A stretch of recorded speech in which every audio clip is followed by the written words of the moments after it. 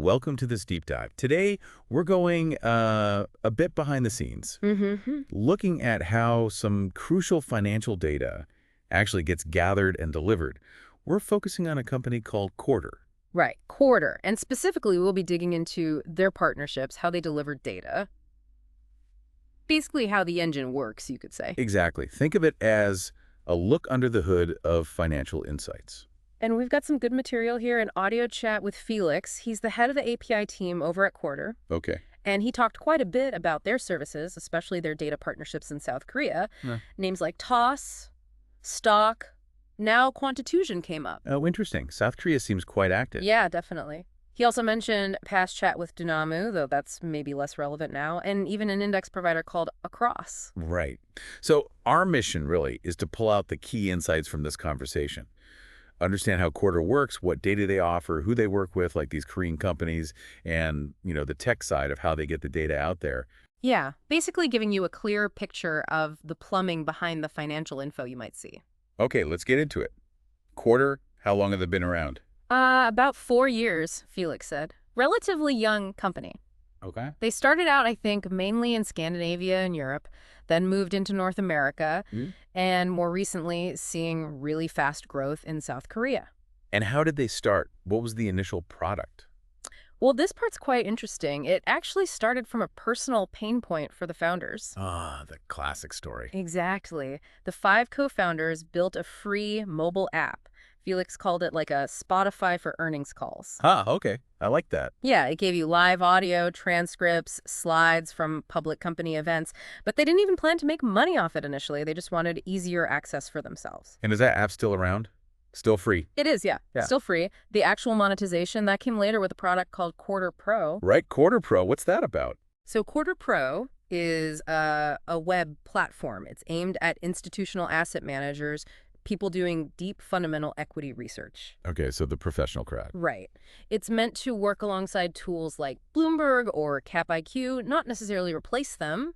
Its strength is apparently in search. Search? How so? Searching across all those company events, the earnings calls, investor relations materials, it gives you live audio, but also live transcripts right alongside it. Oh, okay. And searchable slides, like properly indexed, not just a simple PDF text search, plus access to the reports, financial statements, all that. So it helps analysts find that needle in the haystack, basically, across all the IR stuff. Pretty much, yeah. Streamlines finding key info in, well, mountains of data. Okay, so that's Quarter Pro, but Felix heads up the API team. That's the second product. That's the other core product, yes, the API. And this is where they deliver the raw data itself. Raw data. Who's using that? A real mix, actually. Big institutional players.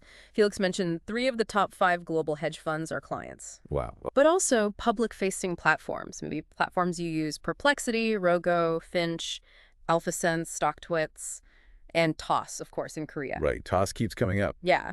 And brokers use the API, even companies training large language models, AI systems. Interesting. So the data feeds everything from hedge fund algorithms to consumer apps to AI training. Exactly. It's pretty foundational. Okay, let's talk more about these Korean partnerships then. They seem really important for Quarter's growth. Toss, you said, is a big one. Yeah, Felix described Toss as a larger partner in Korea. Getting them onboarded was apparently quite a process. Took nearly a year. A year? Wow. Yeah, long process. He mentioned a mutual investor actually helped make the connection happen. They just finished onboarding them like 2 months before this conversation happened. Okay, so that's a significant recent win for them. Who else in Korea? You mentioned Stock Now. Yes, Stock Now. They used to be called Stock Insights, I think.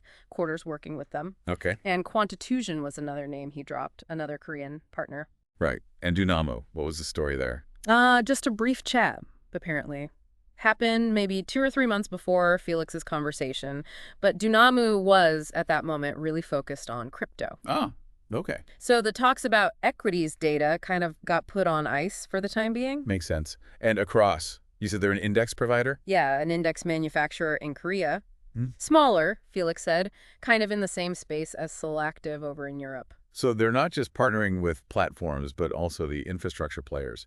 Shows they're really embedding themselves, doesn't it? It really does. It paints a picture of trying to get into the whole financial ecosystem there. Okay, let's switch gears a bit. The actual data. What exactly does Quarter provide through this API? What are the data sets? Right. Felix broke it down into 6 core data sets. The 6. Okay, what are they? First up, live audio. Streams of the calls, the events as they happen. Uh, Then linked to that, live transcripts. He mentioned the accuracy there, under 2% word error rate for the live stuff. that's impressive for live transcription. It is.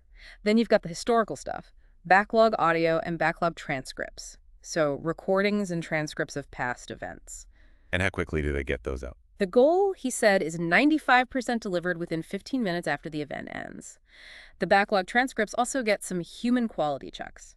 Okay, what else? That's 4. Number 5 is presentations, so the slide decks from investor relations. Right, the PowerPoints. Exactly. And finally, number 6 is reports, the actual financial statements, the formal documents. Okay, so live audio, live transcripts, backlog audio, backlog transcripts, presentations, and reports. That's pretty comprehensive. Yeah, it covers most of what you'd want from these company events and filings. And can clients pick and choose? Or do they have to take all 6? No, they can choose. Felix said taking all 6 is common, but you could just take, say, the transcripts and reports if that's all you needed. Okay.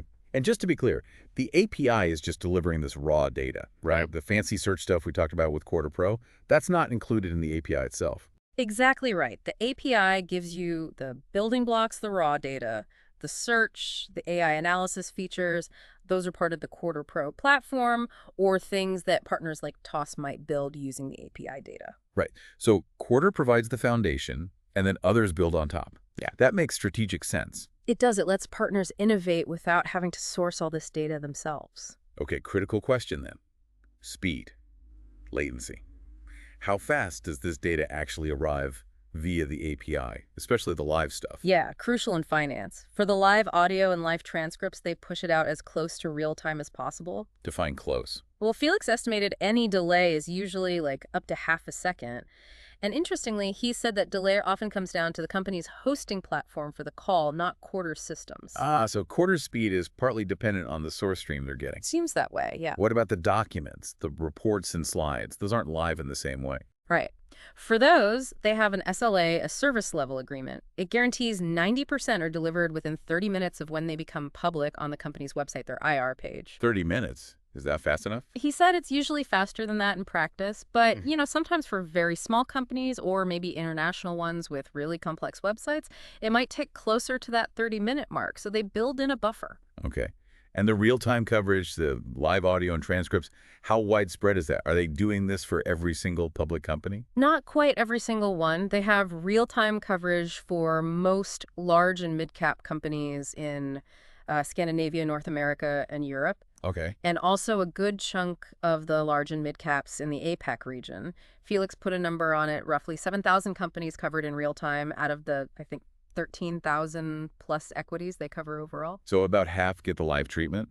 Why not the others? What's the limiting factor? Often it's down to the companies themselves, especially smaller ones. How so? Some companies hold events that are like analyst only, no public broadcast in real time, or they might have rules saying the info can't be shared publicly until the call is over. I see. If there's no public real-time feed, Quarter can't provide one, obviously, so it's not always a technical limitation on Quarter's side. Right. Even now, some info stays behind closed doors, at least initially. Interesting. Okay, let's talk about the partnerships again. The deals themselves. What are the typical contract terms? The standard deal is usually 2 years, Felix said, but they can do 1-year contracts too. Okay. And what about using the data? Are there lots of restrictions? Actually, surprisingly few, it sounds like. Once a partner is onboarded, they seem pretty flexible. Like what can partners do? They can translate the data, feed it into their own large language models, display it publicly on their platforms. All that seems generally okay. That sounds quite open. Usually data vendors have pretty tight rules. So what's the catch? What can't they do? The main thing they can't do is just resell the raw data as is. Okay. So you can't just buy from Quarter and sell the exact same feed to someone else. Exactly. Which, as Felix pointed out, isn't usually what their partners want to do anyway. They want to integrate it, add value, use it in their products. Yeah, that makes sense. So if TOS wants to show Quarter's transcripts in their app, maybe translated, that's fine. Seems so, yes. Very flexible on usage, apart from direct resale. Okay. What if a company, maybe listening to this, is thinking, this API sounds interesting. Can they try it out first? Is there a trial? Yep, they offer trials, and you get access to all the data sets during the trial. All 6. Yep. Okay. Any limitations during the trial? There's a rate limit. Trial accounts are capped at 200 requests per day. 200. Yeah. Is that enough to test properly? Probably enough for initial technical assessment integrations. That limit gets removed once you sign a proper contract. How long do trials usually last? Flexible, Felix said. Typically maybe 1 or 2 weeks, just for the tech team to check things out. He did say longer trials, like 3 months, are pretty uncommon, but they seem open to discussion. And what can you actually do during the trial? Can you start building things? Testing. Oh yeah, internal testing is fine. Storing the data, backtesting your models against it, that's all allowed. What about testing with, like, a few real users, external users? That's a bit more sensitive. Felix said it might be possible, but you'd need to talk about it specifically with Quarter, probably get approval from one of the co-founders. Okay, so internal testing, definitely yes. Limited external testing, maybe with permission. How does a company actually get trial keys? Sounds pretty simple. Just need to provide a name and email for whoever needs the access. That person can then share the keys internally with their team. Okay. Seems fairly straightforward and accommodating, trying to let potential partners really kick the tires. Yeah, that was the impression. Now, one thing mentioned was a chat function. Is that part of the API? Can developers integrate that chat feature? No. The chat functionality Felix showed off, that's part of the Quarter Pro web platform. It's not something you can call directly via the API. Right, but presumably the chat uses the API data. Exactly. The information powering the chat, the transcripts, the reports it analyzes, that all comes from the data sets available via the API. So you get the underlying info, just not their specific chat interface. Got it. The building blocks are there, but the specific application feature isn't exposed via the API. Okay, last big area, data validation, accuracy. How do they make sure the data is reliable? That's got to be huge in finance. Absolutely critical. Their approach is basically to fetch the data directly from the company IR pages. They don't alter it. So direct from the source. Right.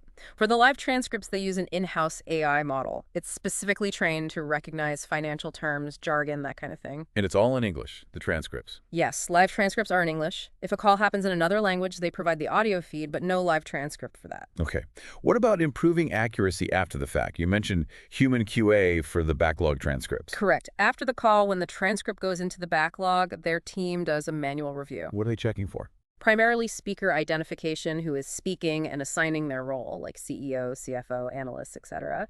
This adds important context and definitely improves the overall quality compared to a purely automated transcript. So it's a combination, fast, AI-driven transcription for the live feed, then human oversight to clean it up and add detail for the archive. Exactly. Blending text speed with human accuracy. He mentioned that sub 2% word error rate for live, but the backlog quality gets even better because of that human touch. Sounds like a solid process. Okay. Okay, let's try and wrap this up then.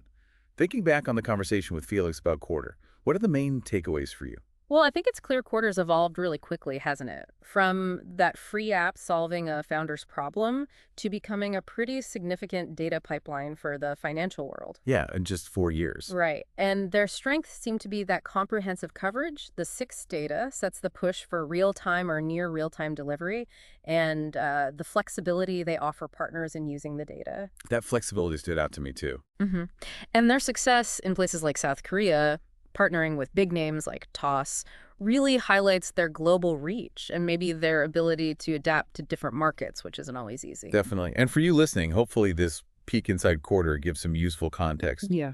When you see financial data or use an app that relies on it, you now have a better sense of the work involved, the data gathering, the tech, the partnerships, the focus on accuracy and speed. Yeah, understanding that infrastructure, the delivery mechanisms, the SLAs, it helps you appreciate the value and maybe also the potential limitations of the information you consume. It really does. Which leads to maybe a final thought for you to chew on. As this kind of technology, this kind of data access through APIs gets even better and more widespread, how might platforms like Quarter continue to sort of democratize financial information? Yeah. What new tools, what new kinds of analysis might become possible when this fundamental data is just readily available for developers and analysts everywhere? Something to think about regarding how you yourself might engage with financial markets in the future.